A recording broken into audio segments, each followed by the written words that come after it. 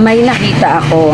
Actually, napanood ko lang din ito sa isang video na kung saan na may namatayan siyang isang anak na binata. Actually, isa siyang Pilipina na ngayon naka-base sa Spain. No, tapos actually napanood ko siya sa YouTube at ang sabi niya is ayun nga, yung dalawa niya anak na narito sa Pilipinas, dinala niya sa Spain, no, para magkaroon ng magandang kinabukasan. Tapos, nung nandun na sa Spain yung dalawa niya anak, mga ilang taon din tumira yung mga anak niya doon. Yung panganay is, pagkatapos nag-aral, then nakapagtrabaho daw ng konti, then nagkaroon yata ng, nagkaroon ng girlfriend, no, tapos hindi na kaya na nag-break. Ayun, tapos nagpakamatay. Tapos, so shinare yun ng isang babae sa YouTube niya, at nagbasa ako ng mga comments, at ang sabi is, may nag-comment na, wag na po kayong malungkot, ganun naman po talaga, nakaguhit na po sa palad ng isang tao yung mangyayari daw sa kanya. So, parang medyo agree ko doon. Kaya lang, may huli pa siya sinabi na maaring kalooban doon ng Diyos yung nangyari doon sa nagpakamatay na anak, no. So, masasabi ko po doon, hindi po kalooban ng Lord yung mga ganung bagay. No, ipinanganak ang isang tao, oo, alam na po ng Diyos ko ano mangyayari sa buhay ng isang tao. Simula sa pinanganak, mula pa lang doon sa sinapupunan ng kanyang ina, hanggang sa lumaki siya, tumanda, alam po ng Lord ang mangyayari sa buhay ng isang tao. Maging kung paano siya, paano yung way ng kamatayan niya. So, isa lang po yung masabi ko doon. Yung sa ina rin po yun, actually, naniwala rin po siya na kalooban daw po ng Diyos yung pagkamatay ng anak niya.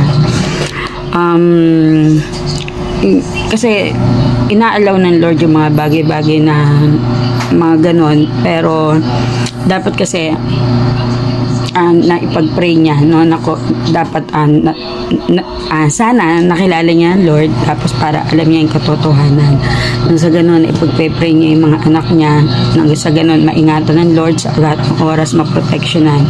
Kasi po, ang pagpapakamatay po, yung iba po, yung may hina talaga yung kalooban, may hina yung isip, kalooban, ayun na lang po yung tanging solusyon na ginagawa nila, yung pagsusuicide. So, ang hindi po nila alam, akala po kasi sila, once na nagpakamatay daw sila, akala raw po is, mapapahinga na raw po.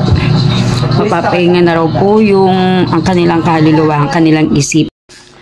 Ang hindi po kasi nila alam, once na nagpakamatay po ang isang tao, wala na pong choice kundi mapunta lang po sa impyerno ang kanilang kaluluwa. Kaya habang buhay ka pa, yan, ang gawin mo lang is hanapin ng Lord, no, na alamin mo yung katotohanan, mag-pray ka, matuto ka mag-pray, at higit sa lahat dapat alam mo kung sino yung tinatawagan mo. At tumawag po tayo kay Jesus Christ lang, no, sa anak ng Diyos, na kung saan siya lang po yung tanging makakapagligtas sa bawat tao sa tiyak na kamatayan. Kasi po yung iba po talaga, real talk po ito, yung iba po hindi po naniniwala na isang araw magugunaw ang mundo. Pero ang totoo po yan kung nagbabasa po kayo ng Bible. So, heaven is real, hell is real.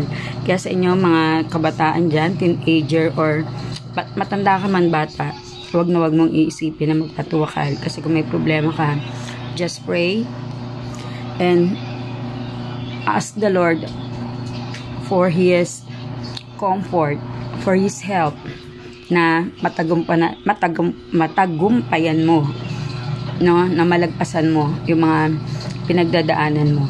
So, yun lang po. Again, pagpapakamatay is malaking kasalanan. Killing yourself is a big sin. So, yun lang po.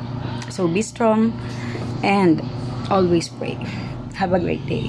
Happy Saturday!